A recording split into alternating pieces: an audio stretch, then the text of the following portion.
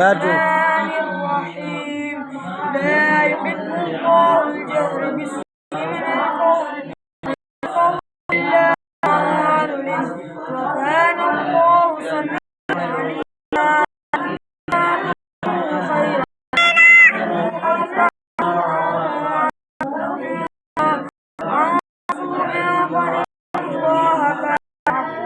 خيرا إن الذين يكفرون بالله ورسله ويريدون أن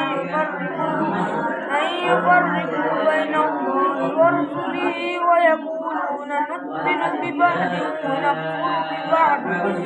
ويريدون أن يتخذوا بين ذلك سبيلا أولئك هم الكافرون حقا وأعتدنا للكافرين عذابا مهينا والذين آمنوا بالله ورسله ولم يفرقوا